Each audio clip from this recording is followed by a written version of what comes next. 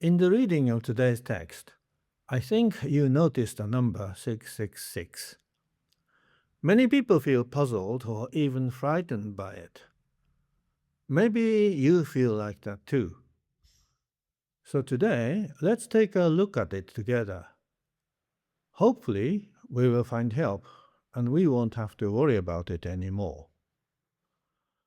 But first, do you remember this? If you haven't seen this before, what do you think of this? Yes, we can all see that it's a shoe, but what is the meaning of this picture? Maybe you feel puzzled and wonder what this is all about. But how about now? Does this bring clarity into the situation? This illustrates how important it is to see the big picture before we can think about a small part. 666 is a small part of John's vision when he saw a great sign in heaven. And that vision is a small part of the whole book of Revelation.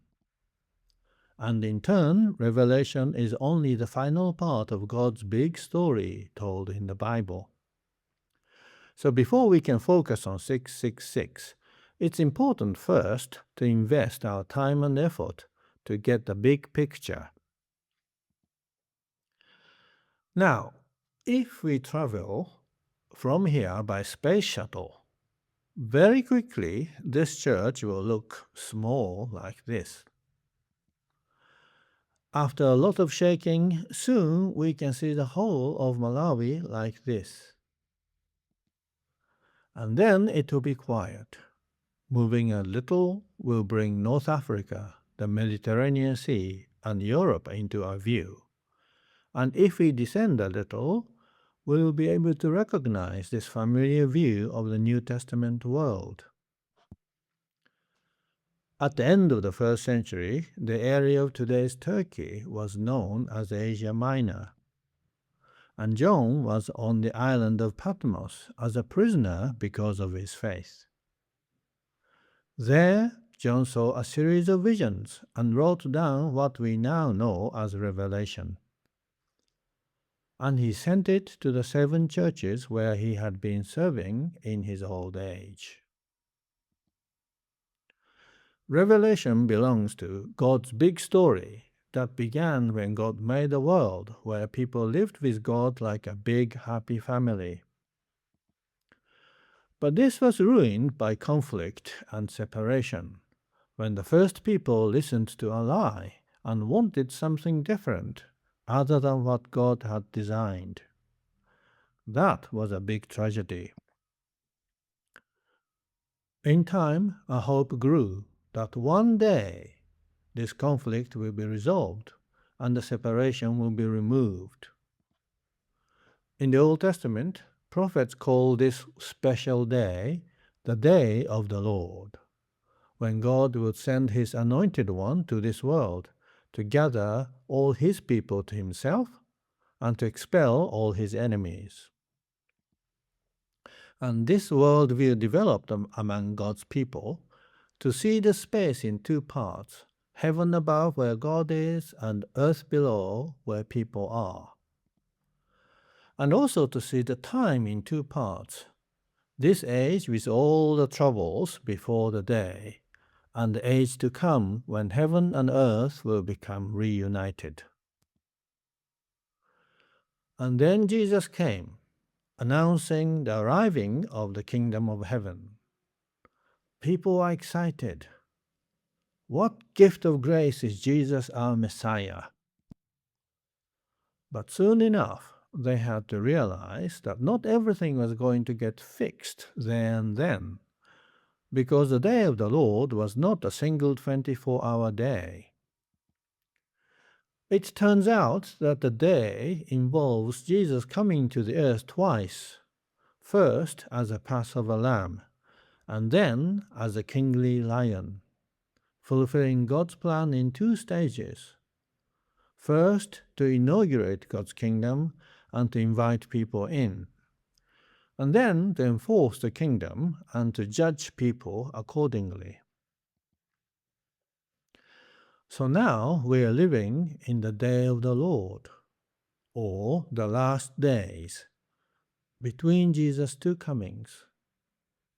These are the days of Elijah, the days that all prophets longed to see. The end of this age and the beginning of the age to come. And so this now is the more complete picture of time and space, as Jesus has shown us. And this is a part of the story covered by the book of Revelation. Jesus wanted his church to go through this time and reach the end well and ready, like a bride waiting for her bridegroom to come and fetch her for the wedding. So one Sunday he came to John on Patmos Island and sent his word through him to the 7 churches. Then Jesus called John up to give him a perspective from God's throne on what still must take place in this age. As the teacher said in Ecclesiastes, things in this world do indeed seem to go round and round, and history seems to have a habit of repeating itself. In Revelation, Jesus shows the same thing. Under the sun, the same pattern gets repeated again and again, and the future is more of the same from before. But at the same time, under God's control, God's plan for this world is steadily moving forward towards its conclusion, until the day that all creation is waiting for, when God will finally judge and make all things new. And this progression of God's plan in this part of God's big story is what the vision of today's text shows. The vision actually starts in chapter 12. First, starting in verse 1. A great sign appeared in heaven. A woman clothed with the sun, with the moon under her feet, and a crown of 12 stars on her head. She was pregnant and cried out in pain as she was about to give birth. Then another sign appeared in heaven. An enormous red dragon with 7 heads and 10 horns and 7 crowns on its heads. Its tail swept a third of the stars out of the sky and flung them to the earth. The dragon stood in front of the woman who was about to give birth, so that it might devour her child the moment he was born. She gave birth to a son, a male child, who will rule all the nations with an iron scepter. And her child was snatched up to God and to his throne. The woman fled into the wilderness, to a place prepared for her by God, where she might be taken care of for 1,260 days. The vision is about a sign that appeared in the sky. The Son, being born of a woman and taken up to God's throne, despite a hostile attempt to destroy him, is so obviously about Jesus. The sign is about what God has done to begin fulfilling his plan, to crush the head of the cursed snake through the seed of the woman. The vision continues at verse 7. Then war broke out in heaven. Michael and his angels fought against the dragon, and the dragon and his angels fought back. But he was not strong enough, and they lost their place in heaven. The great dragon was hurled down, that ancient snake called the devil, or Satan, who leads the whole world astray. He was hurled to the earth, and his angels with him.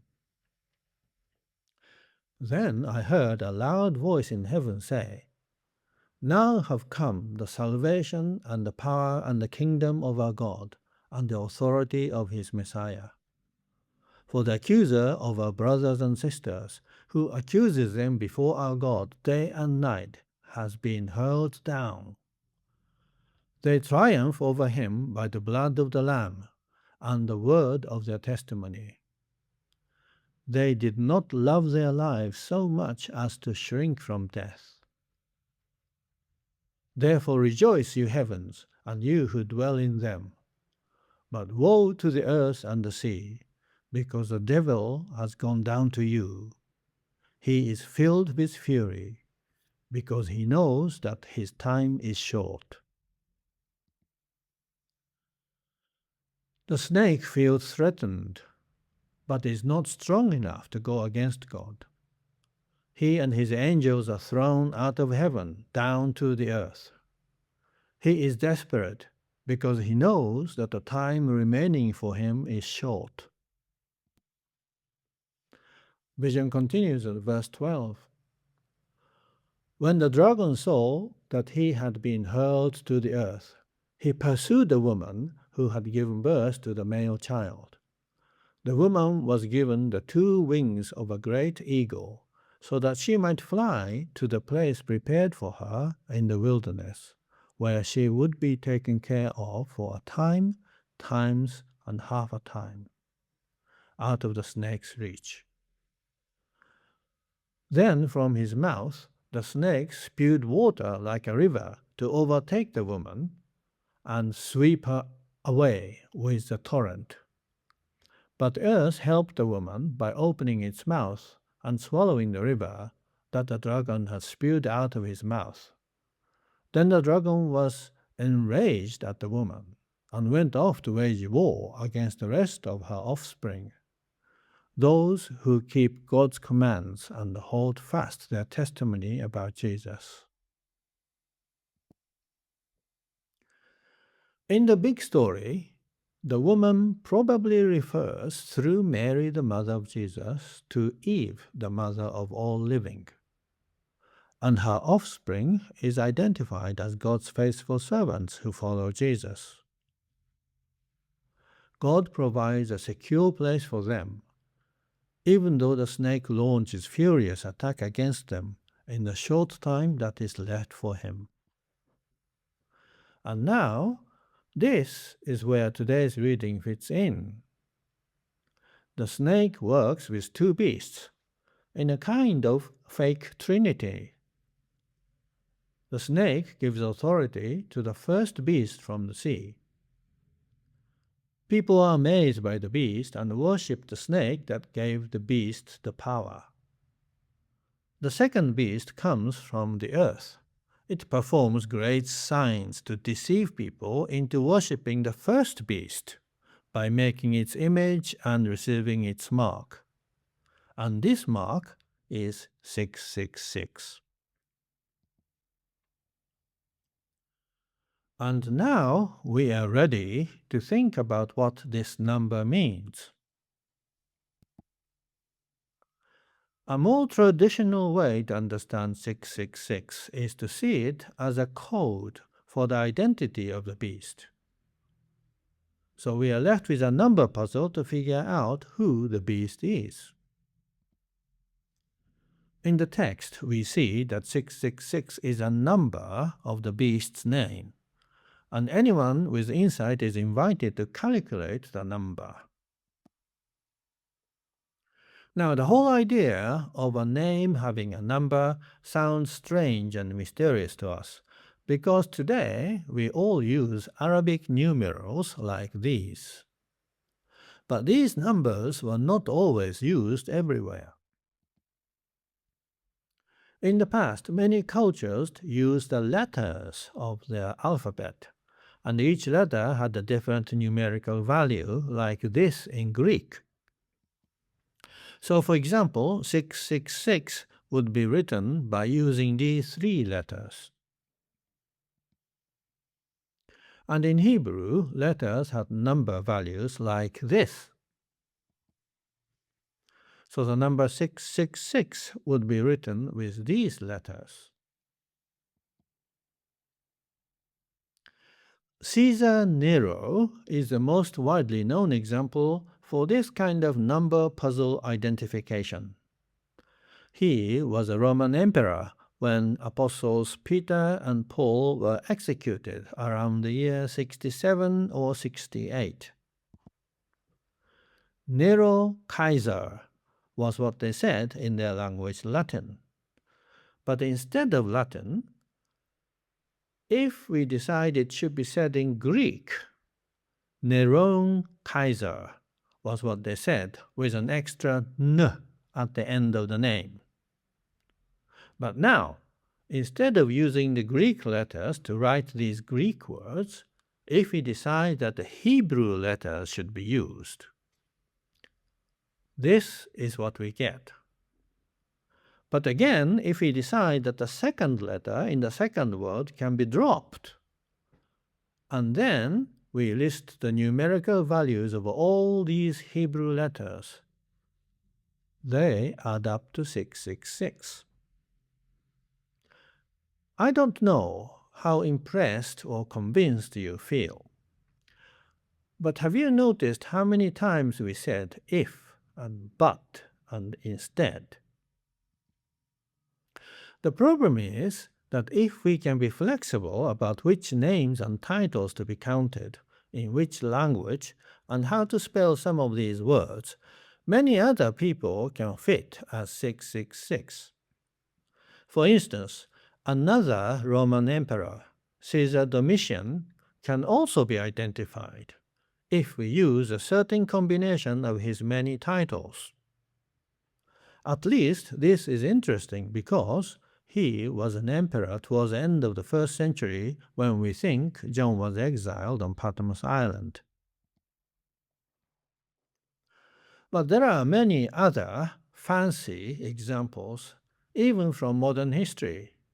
According to ChatGPT, our own late former president, Dr. Kamuzu Banda, can fit if we choose a particular combination of his names and titles. And if we decide to use English this time and assign the number values to the letters like this.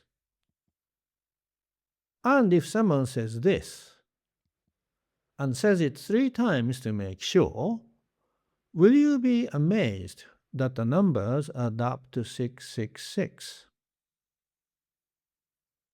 If 666 is an ID code, it's like a telephone number that connects to many different people, and that cannot be very good.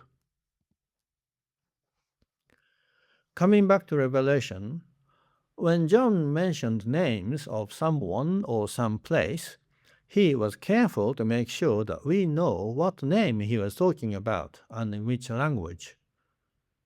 It would seem strange then if he suddenly changed his way just in chapter 13 and left the name as a puzzle for his readers to guess, especially if the puzzle has many solutions and doesn't really help with deciding who was meant to be identified. So while it is tempting to identify a persecuting Roman emperor, perhaps it will be wise for us not to get too carried away with any of these identifications, ancient or modern. Fortunately, there is another way to understand 666. By seeing it as more than just a name or a number, but as a symbol. Symbol, of course, is something that captures the essence of something. So in this case, it's a snapshot description of the nature of the beast from the sea.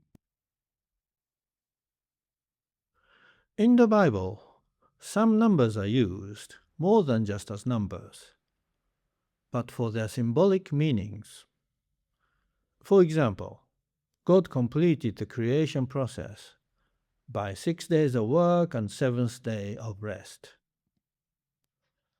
He said 7 years to be sufficient for any debt repayment to be counted complete. And for those people who came out of Egypt to enter the Promised Land, he marked a grain harvest season to begin with the Passover and the festival of unleavened bread, and to complete after 7 weeks with the festival of weeks. Incidentally, today is Pentecost Sunday. It means that the same 7-week season that began with Good Friday and Easter completes today by remembering God's gift of the Holy Spirit. So in the story of the Bible, the number 7 represents an idea of completeness. And so 6 is one less, trying to reach 7 but not quite getting there. And 3-time repetition, like holy, holy, holy, or woe, woe, woe, seems to emphasize the fullness of what is being said. So then, 6 repeated 3 times would mean deficient, falling short, and found wanting, ever trying to look complete, but never quite. This symbolic understanding fits well in the context of the story, both immediate and wide.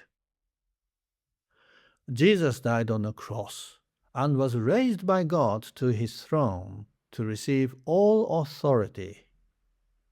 In comparison, the beast from the sea only got wounded and was healed, never really dying and never really overcoming death. And while the beast received authority from the snake, it was not all authority, but it's limited to only 42 months to exercise, the same limited time left for the snake. The beast from the sea pretends to be like Jesus, as an impostor wearing a Jesus costume, like a wolf trying to look like sheep wearing its skin. In the wider context of the story, when Satan chose to set himself up against God, he wanted to take God's place in God's creation, so he deceived Adam and Eve in the garden. We can easily imagine Jesus wanting to remind his followers about this ancient snake from the garden, to warn them about the same old way of deceit, still used by him and his accomplices. And finally, let's also take note that in John's vision, 666 was a mark, a visual symbol to be seen. So I think it's important to know what it looked like.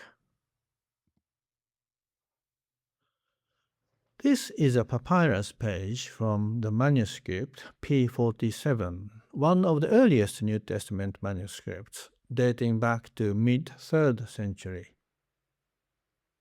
This page contains some of the texts from Revelation chapter 13 and 14. Obviously, it's all handwritten, and you will probably notice that there are no breaks between words or punctuations between sentences.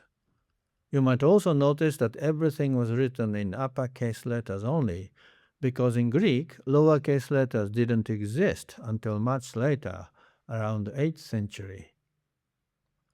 If we zoom into this part, that's where the number 666 is written. The line above it is a sign to show that it is a number, not a word to be read normally. And if we zoom in more, the number looks like this. And now this is a papyrus page from the manuscript P46, slightly older manuscript, dating back to either late 2nd century or early 3rd century. This page contains some of the text from 1 Corinthians chapter 1 and 2. Again, all handwritten in uppercase letters, without any spaces or punctuation marks. If we zoom into this part, that's where the word Christ is written. Instead of full word, it is written in shorthand as a 3-letter abbreviation, marked by a line above it to show it's abbreviated. And if we zoom in more, the word looks like this. Now, let's see the two side by side. How do they look? Obviously, the two handwritings are not identical, so small details differ, but generally, do they look similar? And is there any obvious difference? The main difference seems to be in the middle, doesn't it? And what does the middle letter of 666 look like to you? Could it be a snake? Maonekedwe nkhuyu, muli, nyerere. Or rather, Maonekedwe Kristu, muli, njoka. If we are seeing this correctly, then 666 must have served as a powerful visual symbol to warn God's people about the danger of the snake hiding inside, disguised by the outer appearance of Christ. In these last days, we are told to expect troubles, but those who triumph do not shrink back from death. To the churches facing afflictions, Jesus tells them not to be afraid and to remain faithful.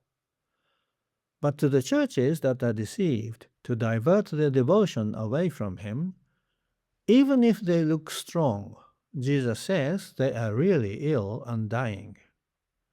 He rebukes them and calls on them to repent. What makes the bride ready for the wedding?